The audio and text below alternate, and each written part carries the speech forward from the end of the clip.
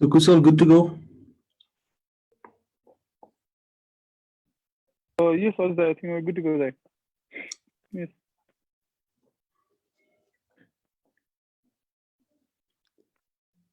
So Lokesh, good to go? Yeah, good to go. Okay.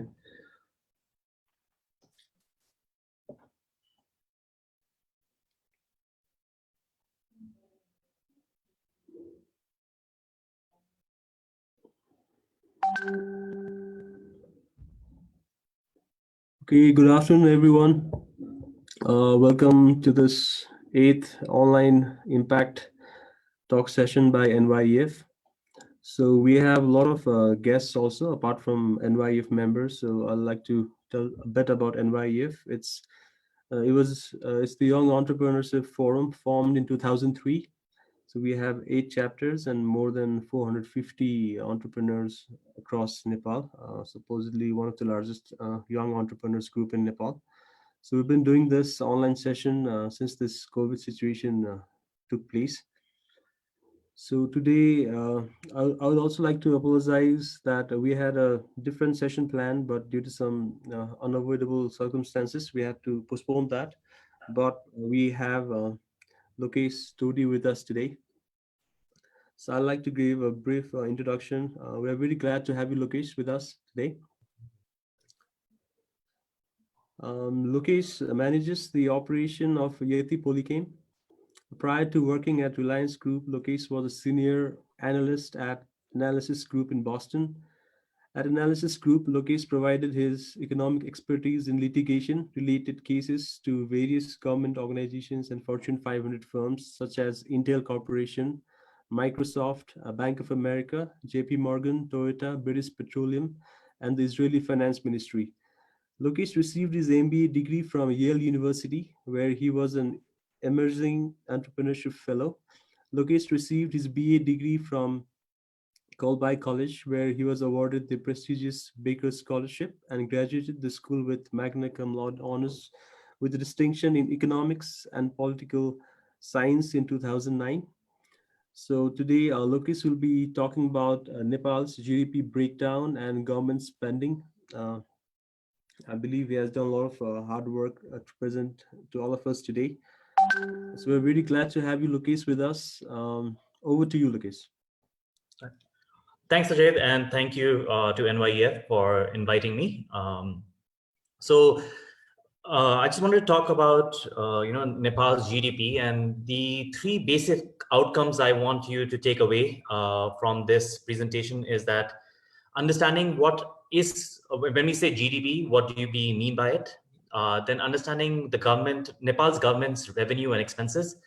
And finally, the main outcome, I think, should be the critical approach to reading macroeconomic news, right? There's a lot of news in Nepal's media right now and how the coronavirus is going to affect Nepal's GDP or Nepal's government expenditures. So just having a basic idea of how to read and understanding the revenue as well as the expenditure of government of Nepal. So it'll allow you to have a better approach to reading news. So those are the outcomes I hope that we can get out of this. If you have any questions, you can message Ajay through the chat group, and then maybe Ajay can let me know when the questions come up. So that'll be easy. Is that okay, Ajay? Yeah, sure. Okay, perfect. So the first slide is about what is GDP, right? So GDP essentially measures all the value of final goods and services that is produced in the country each year, right? And GDP is measured in 2 ways. It's expenditure approach as well as the income approach. And I'll show you Nepal's both expenditure and income approach. Now, counting GDP has a lot of nuances to it, and double counting can also happen, right? So you have to be very careful when you're counting GDP. So what is part of GDP and what is not part of GDP is very important to understand, right? So what is part of GDP? Consumption is part of GDP, business investment is part of GDP, net exports are part of GDP, and government spending on goods and services are part of GDP. What is not included in GDP is actually equally more important to know, right? So intermediate goods. Why is intermediate goods? What is intermediate goods? Basically, suppose I have a tire company, right? I sell tires to a motorcycle company. The consumption of tires by the motorcycle company is not included in the GDP calculation. So intermediate goods, not the final goods, intermediate goods are not counted in GDP calculations. The big one in Nepal, transfer of payments and non-market activities. This is essentially remittance money, right? So a lot of times you hear remittance part of GDP. Remittance is actually not part of a GDP, right? Remittance, transfer payments, and non-market activities are not part of GDP. It is expressed as a percentage of GDP, and I'll explain that to you, but remittance is not part of GDP. Used goods, so anything that's used, which is not new, is not part of GDP. And illegal goods, basically things that happen on an informal market. So you are buying things which don't have VAT bills or what you call the informal economy, right? That's not part of GDP because there's no trace of that. So coming to Nepal's approach, right? Like let's look at the expenditure approach for Nepal, right? So GDP is what? It is the consumption. GDP equals consumption of private, government expenditures, investments, and net exports, right? So if you look at the formula, it's pretty simple. It's private consumption plus government expenditure plus investment plus net exports, right? So in 2018-19, if you can see the red thing, we had a 3,464 billion GDP, right? Or equivalent to US dollar 30 billion.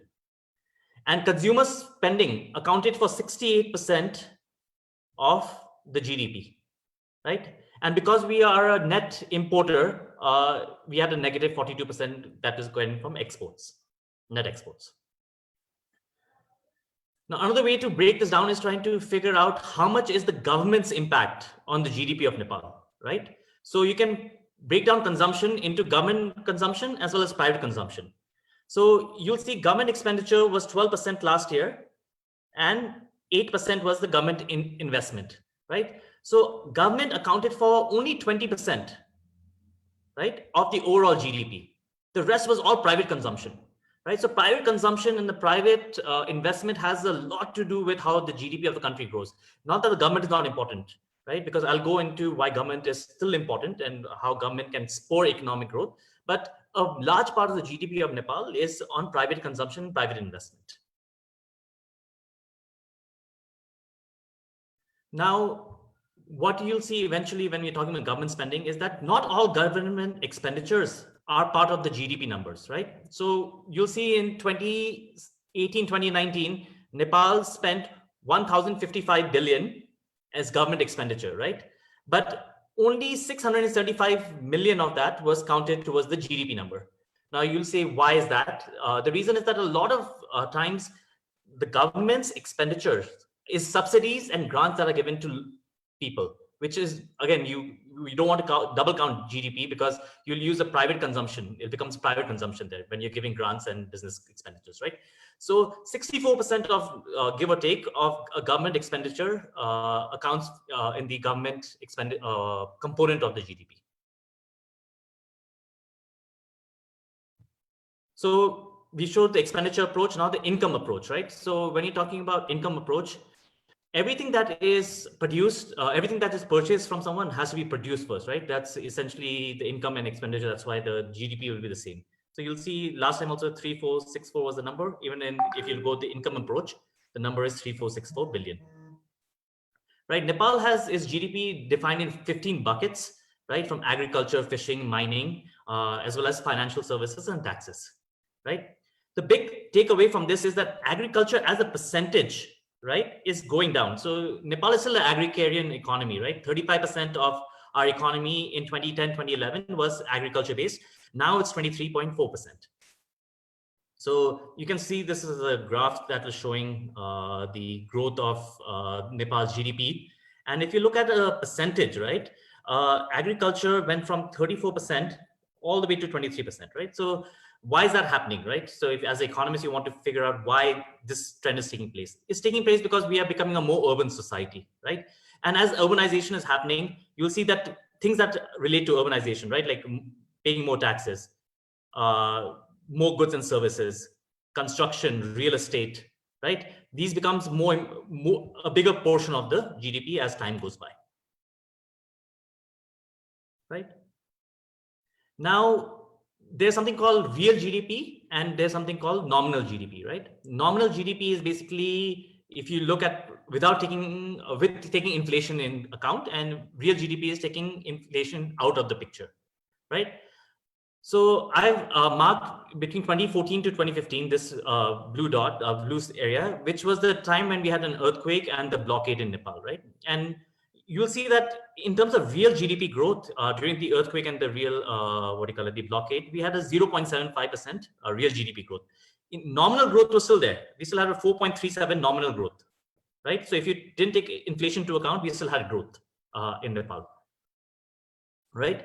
And if you look at real GDP, most of the times Nepal have had a healthy GDP, especially the last 2 years. 5% is considered a very healthy growth.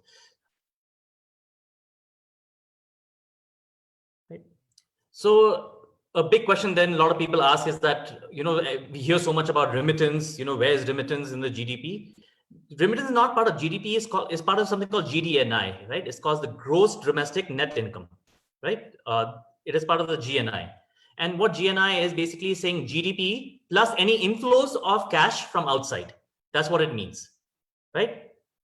So you took this 3464 number in 2017, 2018, and then you took in money that came from India, 42 million, this short-term income, which is mostly from India. And then you took balance of payments that came from abroad, which is basically pensions as well. A lot of pension money comes in from outside, as well as remittance money. Right? So the 1062 number is the remittance number, right? And when you add that up, you get what is the national income of the country. So it's GDP plus any remittance that's flowing in. Then you minus the consumption, the government consumption, as well as the private consumption. Then you have what is called as the saving of the country. And then we look at the investment, which is what the government or the private companies are doing in investment. And you have something called the net borrowing gap. This is basically a gap that is in the country, which has to be then financed by either the surplus that the country holds or by issuing debt. Right? Now, if you look at the key macroeconomic indicators for Nepal, when you look at GDP, right, you will see that the per capita GDP of Nepal in rupees term is 1,17,000. So a person in Nepal, if you look at GDP terms, an average person makes 1,17,000 rupees a year. If you factor in your remittance, that money goes up to 1,54,000. So there's a net gain of around 30,000 rupees or 40,000 rupees if you're looking at because of remittance money that's flowing into the country. And in dollar terms, you'll see there's a $300 difference because of the remittance coming into the country. So a lot of time there's an expression, as a percentage of GDP, and what do we mean by that, right? Percentage of GDP can be anything. Any number can be expressed as a percentage of GDP. For instance, if I took NYEF, right, and I said that the members of NYEF, all the companies combined, had a revenue of say 3,000, right, and the GDP of Nepal was 3,600, right? So I've expressed NYEF's thing as, what is it? 5/6. So sorry, 5/6, right? That doesn't mean that NYEF contributed that much to the economy, right? It's just giving you as a metric of the GDP what NYEF's contribution is, right? So not everything that is expressed as a percentage of GDP is part of the GDP, right? But why is percentage of GDP important, right? It allows you to see how that particular factor is growing with GDP. So a good example I've given here is private consumption, right? So private consumption in the data before, it was 2,136 in 2017, 2018. In 2018, 2019, it was 2,354, right? So if you look at private consumption growth, right, this number versus this number, there was a 9.26% growth, right? But as a percentage of GDP, it actually declined, right? Because as a percentage of GDP, it was 70.5 before, it became 67.98, right? So although the private consumption is increasing, as a percentage of GDP is decreasing. So as a percentage of GDP always allows you to see how a particular measure is doing compared to GDP growth. And I'll explain why that is important. So I've taken some common things that people talk about in Nepal and expressed it as a percentage of GDP. Okay. So a big thing that people talk about is remittance, right? So if you look at this gray thing, this area, right? So what you'll see is that the GDP, the remittance of Nepal, in Nepal as a percent of GDP was growing. That means remittance was growing more every year till 2014, 2015, more than the GDP was growing. And then it started declining in the last 2-3 years. So GDP, the remittance money still was coming in more, right? Every year there was more money coming in, but as a percentage of GDP, it was declining. So what happens when that takes place is that if you look at the national saving, right, and investment, which is, let me see, which is the green thing, right? So what you saw in the last 3 years is that the investment as a percentage of GDP has increased dramatically, right? When investment goes up, what is happening? The saving, which is the blue thing, right here, is growing. The saving is lower than the investment, right? Before you saw saving was more than investment. Right now, saving is less than investment, right, as a percentage of GDP. So what is happening is that there's a gap being created. If you look at this yellow line, so if you remember, in the last 3 years, interest rates have been very high, right? And this is the reason why.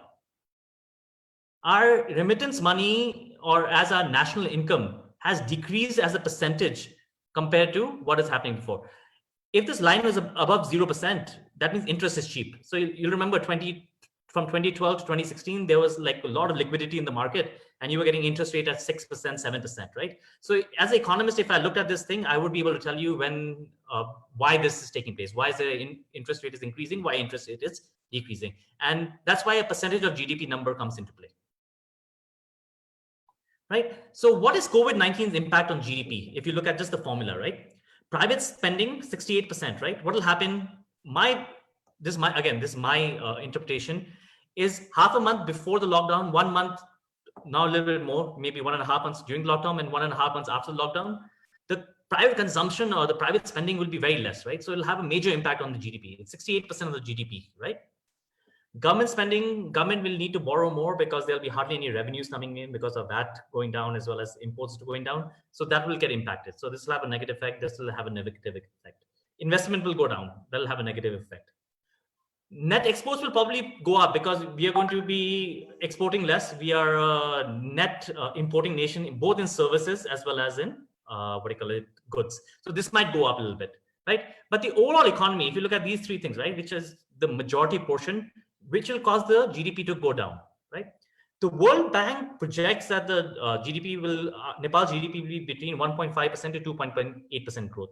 My personal feeling is that it's going to have negative growth, right? Because you saw during the earthquake also, as I showed you before, we had a negative real growth. And at that time, the earthquake time, at least there was some kind of business happening. Right now, there's no business happening. So I think so the 2%, 1.5 to 2% number is very generous from the World Bank side. I think so the number should be lower than that. Right. One thing I forgot to mention is that a lot of people talk about tourism, right? So tourism makes up only this, right? It's only 2% of the GDP, right? So it is an important industry in Nepal, but is not the most important by any stretch of the imagination. So tourism, there's a huge hype about tourism in the news always. Tourism is very important for forex reserves coming in, but as a percentage of GDP, it's quite small number. Right. I'll take a pause here because then I'll go into the government spending side and how the government can help. So if anybody have a question on GDP, I'll answer it now.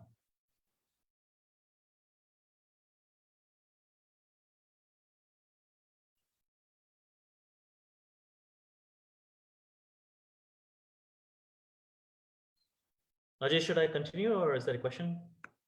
Yeah, I think you can continue. We'll take questions at the end after the. Okay. Yes. So the next logical question becomes then how can the government help, right? Like I said, like government is only 20% of the GDP or 36% of the expenditures. How can government help, right? There are two things, right? Like a lot of part of GDP, which the government expenditure doesn't count because it's cash transfers, right? So that's one thing to understand. Second, government can increase its debt to finance activities, which will then, have a multiplier effect in the economy, right? So I'll explain both those things to you. But before understanding how the government can help, you should also understand what are the revenues, what are the expenditures of the government on a regular circumstances, and then how COVID-19 is going to impact that, and how then the government can react towards that, from that.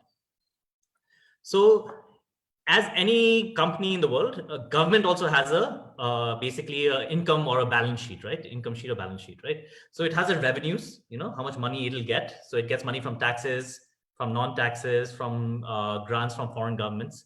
So this year, you just forget this thing. Last year, for instance, there was around 900,000 or 900 billion, 9,000 billion, sorry, was the government revenues, right? Expenditure is what the government spends, right? Recurrent, which has salaries, which has basically subsidies that it gives out. Capital spending is investments in roads and buildings, right? You take revenue minus expenditure and you'll get a budget surplus or budget deficit, right? This part is called the the financial expenditures, right? This is basically government needs to borrow money to finance some of these activities if they're not getting enough revenue, and they have to make principal repayments, right, for that. So those are the financial. And if there's any shortfall, then it needs to finance the money from either domestic sources or international sources. And if there's still a negative number here, it means that it has to then borrow money from its treasury, which has a surplus of 420 billion. So Nepal has a good surplus in its treasury, right? So if you look at the revenue side of the equation, you'll have taxes on goods and services, foreign, this is the foreign grants, and international trade, right? Makes up, these four buckets make up the biggest source of Nepal's revenue, government's revenue, right? So as you'll see, it makes up what, close to 90%, right? Taxes on income and profits, tax on goods and services, tax on international trade, and foreign grant makes up close to 90% of the revenue that the government generates, right? And then we'll go into what are in each of these buckets, right? So if you look at revenues, right, VAT makes up 27% of the government's revenue, right? And excise makes up 13%. So 40% of the government's revenue is coming from excise duty or VAT, right? Now, if you look at just cigarettes and alcohol, it's huge, right? Like what, 5, 6, or 8% of the entire country's revenue is coming from cigarettes and alcohol, if you look at it that way, right? So VAT and excise duties are very big components of Nepal's total revenue, right? Now, if you go down to capital gains, so profits from companies, right, from public and private companies make up 10% of the government's revenue, right? And individual traders and all, and remuneration tax makes 5% up, right? And leases make up 2.67%. So that's another way that government generates revenue. And a huge revenue comes from import duties, right? So government's revenue is primarily coming from where? It's coming from what we are spending, private consumers are spending on VAT, on our, if you can call it bad habits, on alcohol and tobacco, as well as import duties from things that are getting imported from outside, right? So if you can imagine, right, if government is generating so much source from just private consumption, right, what will happen during COVID, right? Like there's no business activity happening, right? So what happens? Your revenue will go down. Yeah, it's quite obvious, right? Because you don't have any kind of consumption happening. That is not happening. There's hardly any imports being happening, right? That the 10% is made by corporate taxes. I showed you, right? This corporate taxes will go down. There's not going to be much profit this year, right? So revenue stream of the government is going to be hampered dramatically, right? And why is this so different from the blockade, right? If you ask, during the earthquake, right, this is the realization was the budget. So every year the government budgets that we will pick up this much revenue. So generally, if you look at the trend, right, apart from last year, they are able to basically recoup anything that they are able to generate the revenues that they are expecting. Even during the earthquake and blockade, right? Even during the earthquake and blockade, they picked up 96% of the revenues that they budgeted for, right? But this year, only 51.75% till the before the lockdown, right, was realized. Sorry, 50.77% the day of the lockdown was realized, and since then, only 1% has increased, right? This number is from April 12th, 2020, right? So revenue is going to go down dramatically, right? So that's one part of the equation to remember. Now let's go down the expenditure side, right? So Nepal's expenditure, government expenditure, is in three categories, right? It's on capital, it's recurrent, capital, and financing, right? So what is recurrent? Recurrent again is staff salaries, office materials, consulting. Capital is basically investment in vehicles, in roads, bridges, and financial is basically loan repayments that the government has to do both internally and externally. The big trend to watch down is that capital expenditures, recurrent is going down and capital is going up, which is good for the country, right? Because more investment in roads, bridges, and everything is good for the country, right? So again, like this is showing the same thing. Right? Over time, what the country's expenditure is going up. Now, there's like a huge thing in the, whenever you read the news, right? That Nepal's government is not spending any of its money, right? In a certain sector, yes, right? In the capital expenditure sector, which is the orange bar, you're right? The government hardly spends any of the money that is allocated towards it, right? But recurrent expenditure, they generally spend good amount. Financing, because they have to repay their loans, they have to spend it. So government ends up spending 90%, 85% of its budget annually, right? How it spends it is not always the best way. It's always spends it in the tail end, especially in capital expenditure side. But you read a lot about government not spending only like 5% of its budget. You should read it as it's spending 5% of its capital budget, right? Because recurrent salaries will go out, right? Subsidies will go out. So recurrent budget, which is actually the bigger portion, right? If you look at the recurrent, is the biggest portion, right? Recurrent is the bigger pie. That money is always being used. So government spends around 80 to 90% of its budget every year. So if you look at the expenditure, right, what has happened is also like very telling, right? So during the earthquake, right, during the month of the earthquake, if you look at as a percentage of thing, you saw that every month, right, even during, we were spending during Besak, that's where the earthquake happened, it was spending 7% of its budget. Even during the earthquake, it spent 6% of its budget, right? And the next one, 14%. If you look at the blockade, month over month, it was still spending the money, right? But if you look at coronavirus, right, it's spending half of its budget compared to the last year, right? So it has, expenditure also has gone down in Nepal, right? And even if you look at a catastrophe like the earthquake or the blockade, compared to that also, it has gone year over year down. Now, you can go in the recurrent side, right? Which is the recurrent spending. Again, right? This was during the earthquake. The earthquake, actually during the earthquake, the recurrent spending went up. Probably the government was giving thing. And during the blockade also, if you look it over, the recurrent spending was still constant. But if you look at right now compared to this, it has gone down year over year, right? The expenditure disbursement has gone down, right?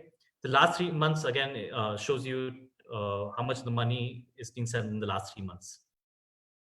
And capital expenditure is the most glaring, right? Capital expenditure, you expect in the last 4 months the government to spend the most money because they normally spend the money in the last 3 months. It's spending in capital expenditure only 4 times less compared to this time last year, right? The expenditure of government has gone down severely. Now, what are the components of recurrent and capital expenditure? The biggest one is wages in recurrent expenditure, followed by and subsidies and social services. And if you look at capital spending, it's basically bridges, making bridges and all, building construction, and buying land for the government. Now, a good question to look at is that since the lockdown, what has happened, and before the lockdown, what was happening, right? So this is this year's target of the government's revenue, right? So per day target of the revenue by the government of Nepal is 304 crores, right? So the government wants to per day make 304 crores from taxes, VAT, and other taxes, right? Till the day of the lockdown, it was making 224 crores. It was getting 224 crores in, right? So it had a negative of 26%, right? Since the lockdown, the revenue of the government is gone down to 1,078. So as you can see, revenue has shrunk down severely, right? Which is 64% less than what it needs to be, right? Luckily for in the expenditure side, it has not been that big a difference, right? Their government is still luckily spending a little bit. So it per day it needs to spend 4,199, 419 crores it needs to spend. It was spending 251 crores. And after the lockdown, it is still spending 220 crores. So the difference is not very big here, but the revenue wise is huge, right? So I'll skip the slide, it's not as important, right? So government's impact on government expenditure, right? So what's going to happen is, as you saw, the government expenditure will go down because revenue is not coming in. If they don't have revenue, how will they take care of it? And what can the government do about it, right? The government can avoid spending or ask forgiveness, debt forgiveness from the IMF, and which has actually happened on April 14th. And use that part of the financial expenditure to pay for its capital and recurrent expenditure. A big thing that happens every time when there's a crisis, the government stops spending money because they're not getting revenue. But Nepal's government is in a very good situation because as a percentage of GDP, our debt level is very low. So it can borrow money actually to stimulate the economy. And that's what it should be doing instead of going down its ulterior route. So debt financing, right? So what is debt financing? It's basically Nepal being able to borrow both from internally as well as externally, or using its treasury surplus to pay for anything that the government spends, which they're not getting revenues from, right? Historically, Nepal's debt as a percentage of GDP has been very low, 30%, which is a very small amount, right? It's not a huge thing. And if you break it between domestic and international debt, it's 40% is domestic debt and 60% is foreign debt, right? So the debt level of Nepal is not very high, right? If you look at internal debt, right, although the foreign debt is 60% and internal debt is 40%, actually the interest on internal debt is more expensive. So I did a crude calculation, and interest rate the government is paying for internal debt is 3.58%, right? And most of the debt is being issued in terms of treasury bills and development bonds. External debt is basically debt that is from multinational agencies like the ADB or the IDA, which is basically the IMF, not IMF, it's the World Bank, or bilateral companies. So 11% is coming from countries and 89% is coming from these agencies, right? And the interest rate on these are 0.77%, which is hardly anything, right? So if anybody gave you 0% or 1% interest rate, you'll take as much debt as you can because it's a good way to stimulate the economy, right? The biggest ADB and IDA make up 80% of the country's loan, right? And the interest rate is very low on these. So if you look at Nepal's, which is important, is this blue bar, right? In terms of repayment of Nepal has to do a principal payment, right? It's only 0.68% of the country's GDP goes in repayment, right? So Nepal can actually borrow a lot more and try to stimulate the economy. Now the question becomes like, how do we borrow money whether other governments have money to lend us? That's another question. But government of Nepal is in a very good situation in terms of treasury surplus, in terms of dollar surplus, as well as is in repayment structure to repay loans back on a respective manner, right? So if you look at Nepal, it's only 30.2% is its debt to GDP ratio. The average of the SAARC countries is 63%, right? So we are very low, right? Afghanistan is ridiculously low because we get a lot of funding from the US government after the Afghanistan war. So that's the reason they are low. Nepal is in a very good situation to borrow more money, right? The debt sustainability framework, right, says that the present value of debt to GDP ratio should be between 30 to 50.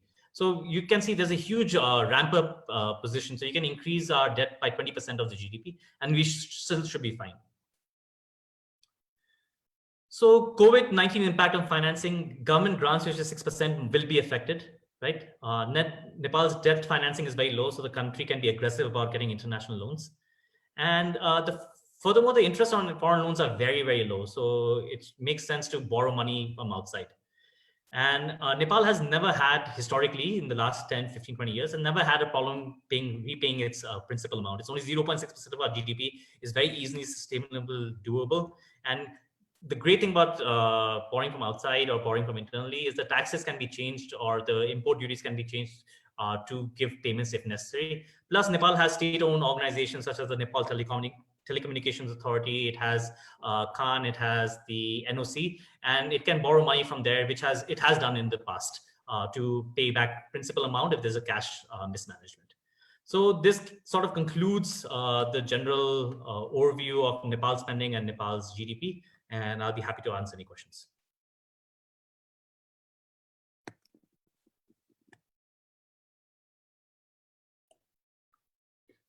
Okay, thank you so much, Lokesh, for that presentation. We had some questions in this chat box. So there's 3 or 4 guests asking the same question. So I'll summarize that question for you. So basically, they're asking that, for the first 7 months of the fiscal year, we have recorded positive economic growth. So it's only like 3 to 4 months that our economy will suffer. So why do you think that we'll have a negative growth? That's one question. Okay, so there are 2 reasons, right? So let's go back. Sorry, it's going back. I think that this chart is quite telling.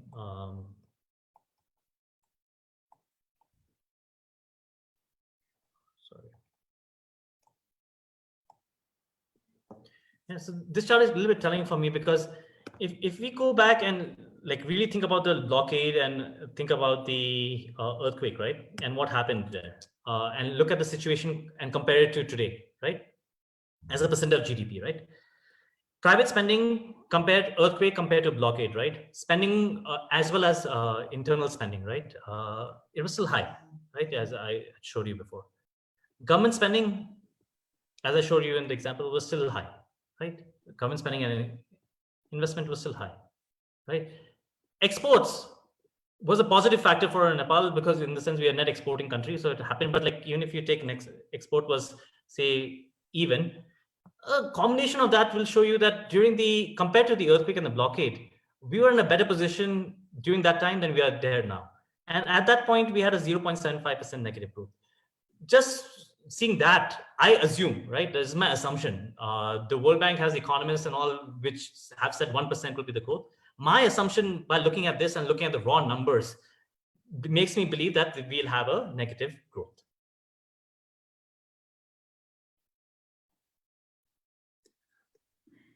Okay, so if there are any more questions, please raise your hand. So I'll give the mic, unmute you. One thing I do want to, sorry, before, I know somebody might ask this, or I don't know if somebody has already commented on this. There was a VAT thing in April, right?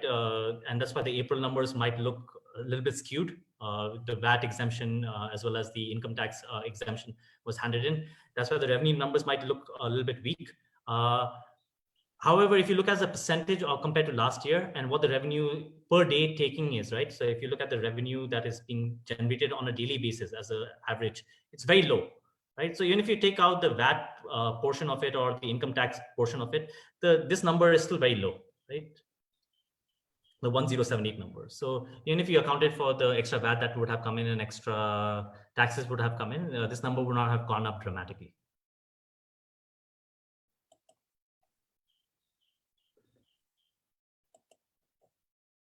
Okay, next we have a question from Manish Khemka.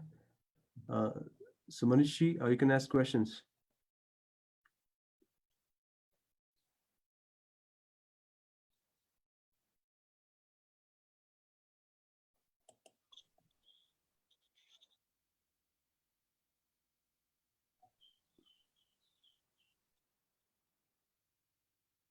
So I think he's not available. So I'll go to Sasot Patak.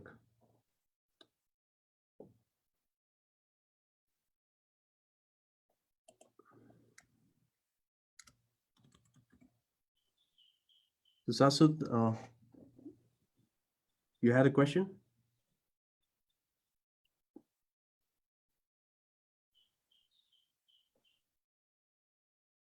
Okay, he's just typed in there, so I'll ask a question on his behalf. Yeah. Okay, so his question is that we need forex reserves for imports as a net importer. Yes. So, what do you think is the optimum level of foreign debt to GDP ratio for Nepal? Okay.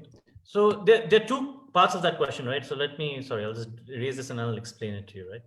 Mhm. So right now, Nepal has $8 billion USD in foreign reserves, right? So if balance of payment is what Nepal basically has basically the standing or the balance sheet of which is current asset versus capital asset plus thing. So if you look at current expenditure, right, like if you look at the balance of payment of Nepal, it's fine, right? We have 8.5 months of dollar reserves to pay for our services and goods if no money comes into Nepal, right? So Nepal, in terms of dollar reserves, is okay, even to peg its currency. So every time Nepal is pegged to Indian rupee. So for every time Nepal prints 1.6 rupees, it has to buy 1 rupee from India. So last year, Nepal bought $4 billion worth of rupees from India to maintain its peg, right? So Nepal historically has had enough dollar reserves to take care of its repayment of its loans in dollar terms, as well as in terms of it's maintaining its peg and paying for the imports that we bring in. And that's primarily because 55% of our money comes from forex money comes in terms of remittance. So if remittance gets impacted, of course, the reserves will go down a little bit. But overall, balance of payment of Nepal is not alarming currently, right? Remittance and how other countries will react will have an effect later.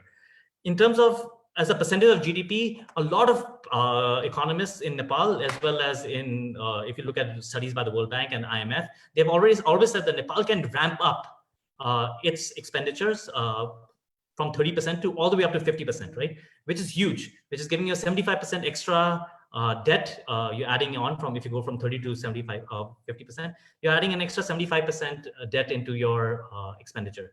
Now, the big problem happens, and that's something Nepal cannot just go and say, I want more money, right? It doesn't work that way. Projects like, if you saw, the World Bank and ADB are development organizations, right? So they give loans on capital projects. They don't give loans to give out to people, right? They don't give loans to give subsidies to people, right? ADB as well as IDB are giving, IDA give money as grants to governments for specific capital projects. So Nepal has the opportunity, if the government really has to think about it, and they must be thinking about it anyways, is how to approach these multilateral agencies and how to get capital projects that are very important in Nepal, right? There's potential for better roads, there's potential for better electrification, better, like the MCC compact, that can be money that comes into Nepal, right? And it can go in.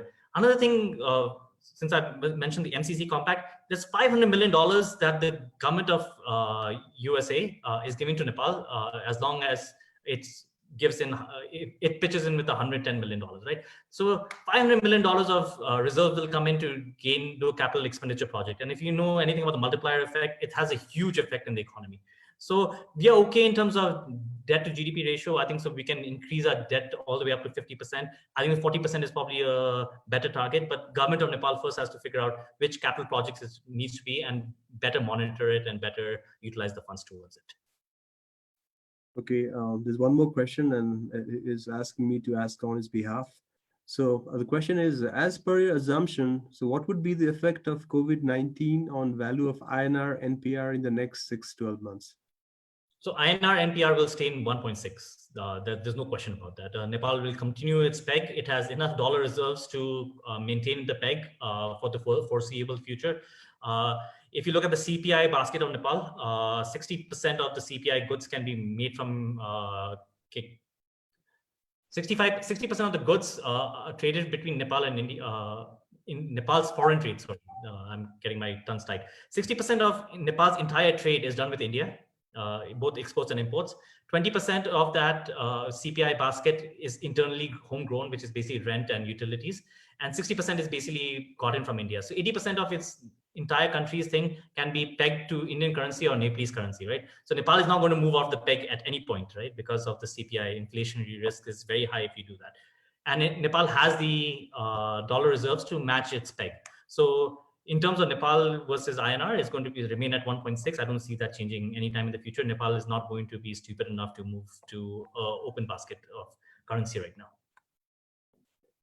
Okay, Sagar Khanal has a question. Sagar Khanal, I'm unmuting you. Please ask your question.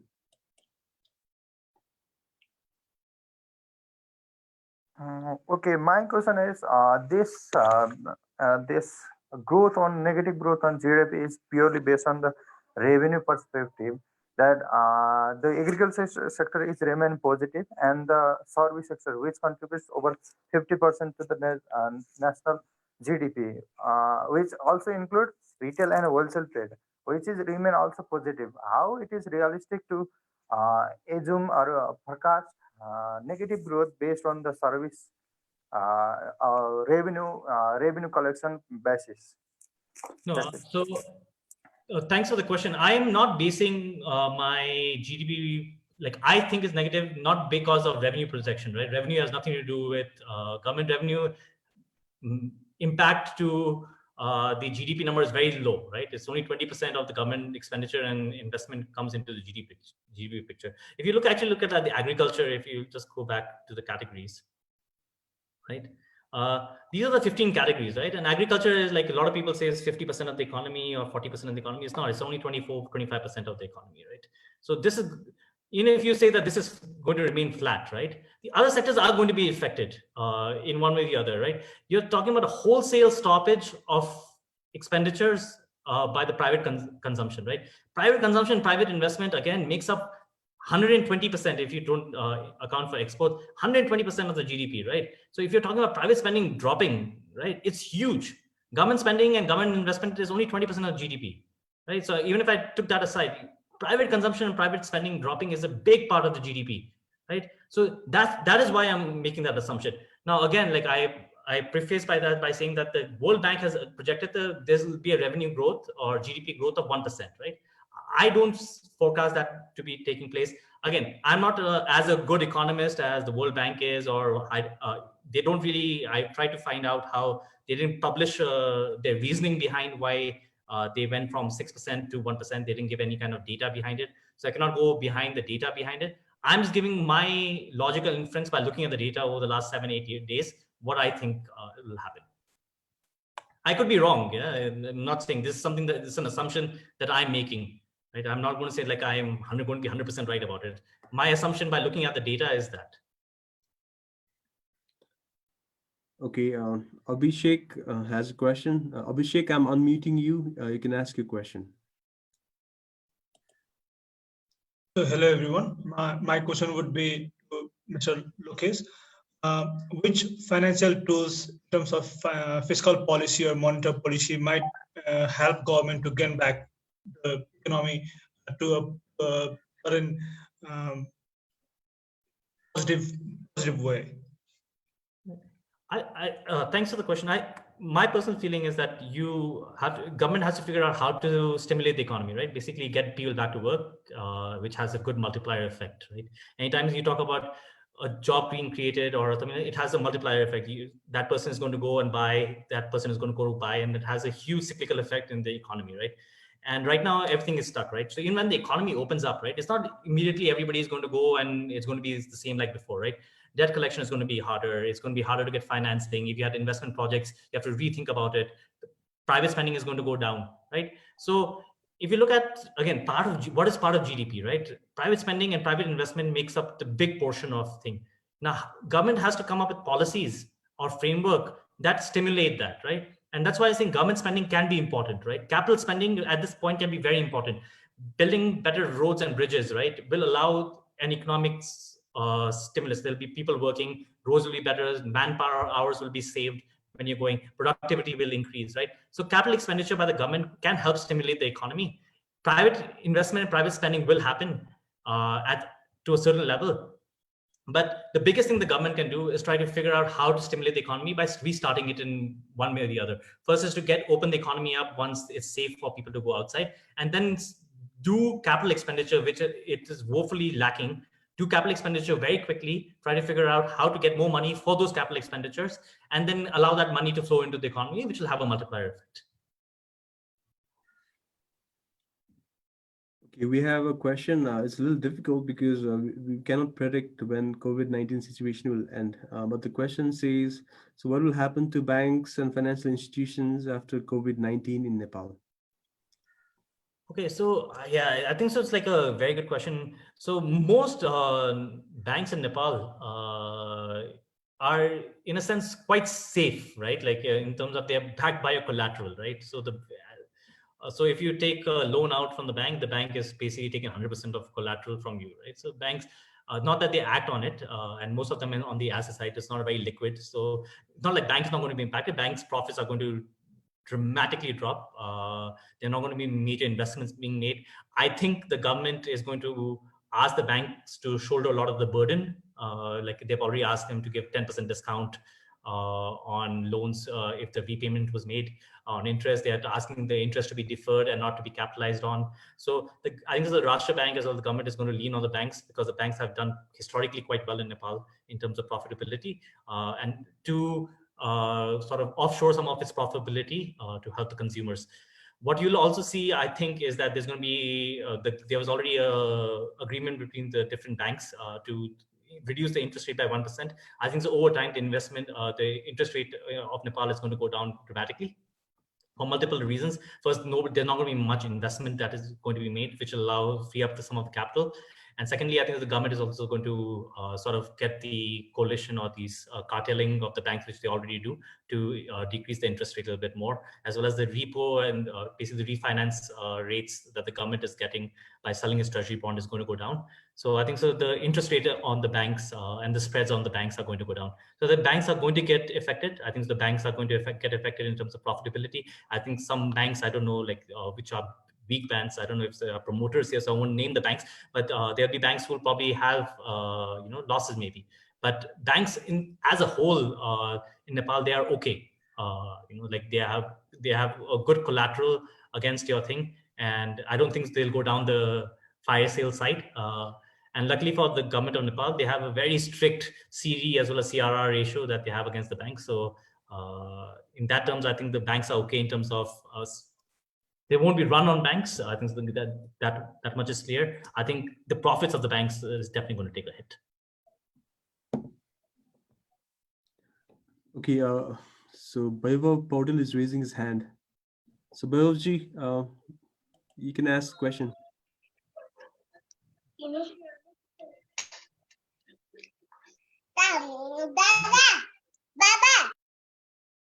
Okay, looks like he's not ready yet. We'll get back to him later.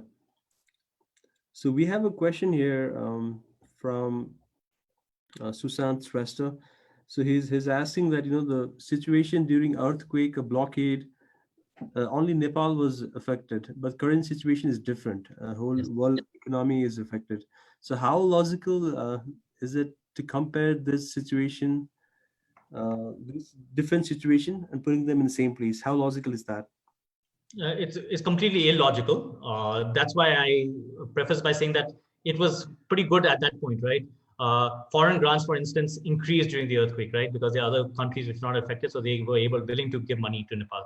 Now all the countries are affected. Other countries don't want to give as much foreign aid out. So that's where I'm thinking that like the current situation is worse than what was during the earthquake, right? That's what makes me think that. So I don't think it's a logical argument to make. Another thing is like remittance, right? 53% of all forex, right? From last year, for instance, Nepal, people from outside sent $8 billion worth of US dollars worth to Nepal. And the entire income from inflow was $10 billion, right? So, no, sorry, 10 billion, 16 billion. So around 55% or something, I forget what the exact number is. 55% of all the forex that is coming to Nepal is made by remittance money, right? If you see, and what are the four places? Four places account for 80% of Nepal's migrant force. UAE, Malaysia, Kuwait, Saudi Arabia, and Qatar, right? So 5 places account for 85 to 90% of all the immigrants that are outside. South Korea and all are very low. Japan and South Korea and all the other countries that you think about. So in those 5 countries, right, if you see a tremendous drop in private spending, and if there's layoffs out there, Qatar is already going to have a big problem, right? Because most of the construction people are there for construction for the World Cup. They're going to start coming back anyway. So if you look at the year-to-year numbers, Qatar has always been gone on a decline. Malaysia went on an uptick this year because last year there was a big problem with their government and our government signing a deal.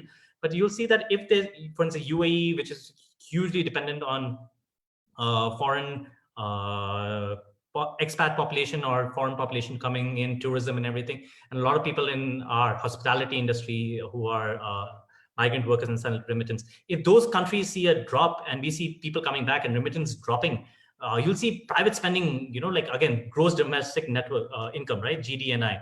If you see that dropping, you'll have a major effect on the GDP, right? So like, if you look at those approaches, I think there's going to be a massive problem in Nepal if remittance starts drying up more than it should.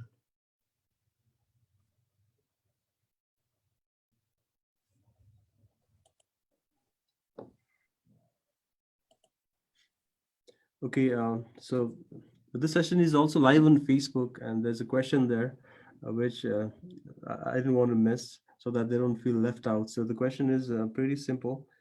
The question is that is government employees' salary also included in the government expenditure? So that's the question. Yeah. Yes, it is. It's part of the recurrent expenditures. It's a part of recurrent expenditure. Okay, I'll take one more question, and then we'll try to end this session. So we are very within our time limit. So, This question is about unemployment. So we have a question from Sailinder Askiri. So he asks, what is the correlation between increase in unemployment rate and the overall economy of the country? So what are the alternatives of employment to support the economy? okay, it's a direct relation, right? Like if you're, I think I don't know what the percentage, but like if employment is going to go down, the GDP is going down. There's like a direct correlation. There's like there's no two ways about it. If the economy is good, you are doing very well. For instance, in America, you had a booming economy and unemployment was at 3.2%. In Nepal, the official number is around 11%. I don't know if how much it is, because the unemployment figures and as well as unemployment definition is very different when people calculate it. Some people count unemployment if you're working less than 20 hours. I forget what the exact metric in Nepal of defining it is, but the general question is that has employment and GDP have a correlation? Absolutely. If unemployment is going to go down, GDP is going to get affected. A way to save it is try to figure out how to stimulate the economy, and the government can do that by doing capital expenditures, right? It's simple. Recurrent expenditures are basically consultancies, wages and all that you're going to give anyways, right? How else can you stimulate the economy? By doing capital expenditure.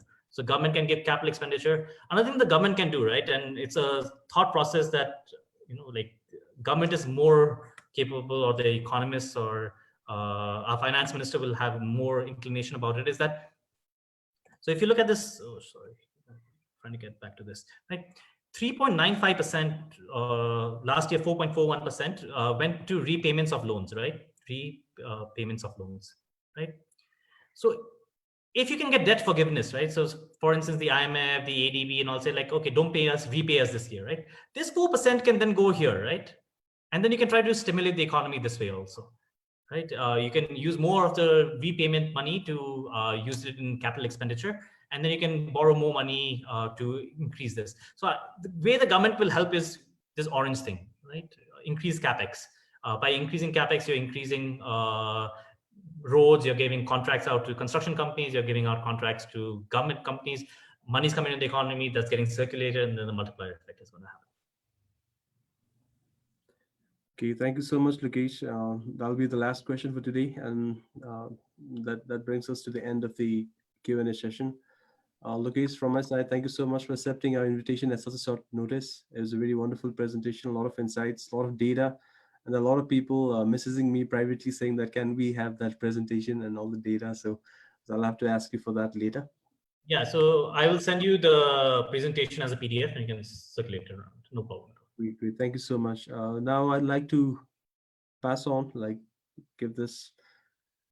So next, Udeep, it's you for the closing remarks.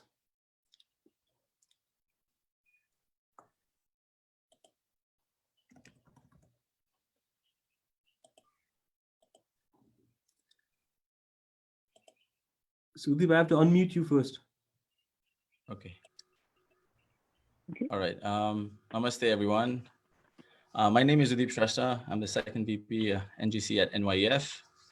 First and foremost, I would like to thank Mr. Lokesh Tadi on behalf of the entire NYEF family for your time and valuable insight on Nepal's GDP and government spending. I think the presentation was really great with a lot of valuable data, and we definitely got to learn a lot. We've definitely gained a lot of clarity on GDP and also the impact of COVID-19 on our government, its revenues, and our economy. And it is also very encouraging to know that our debt to GDP ratio is very low. So thank you once again, Lokesh, for a great, great presentation. And Ajay, I look forward to getting a copy of that PDF presentation as well. I think so it'll be valuable for all our members. I would also like to take this opportunity to thank Mr. Kshitij and the ACT 360 team for providing us the creatives for all these e-learning sessions. Last but not the least, thank you, Mr. Kushal, Learning Chair of NGC at NYEF, for consistently organizing the Impact Talk series and living up to our core value, hunger for learning. These sessions have allowed all our members to come together and learn in spite of this difficult time, in spite of this lockdown, and I think it's been a great experience. I would also like to use this platform to brief everyone on our next Impact session, which will be the 9th Impact session. It's going to be held on the 21st of April online, same platform. The time will be the same as well, from 2 to 3 p.m. Our speaker for the 21st of April will be Mr. Shekhar Golcha, President-elect of FNCCI, and the session will be moderated by Mr. Saurav Jyoti, past President of NYEF. Once again, thank you, everyone. And this brings an end to the 8th Impact Talk series. Please stay home and stay safe. Thank you and goodbye. Thank you so much.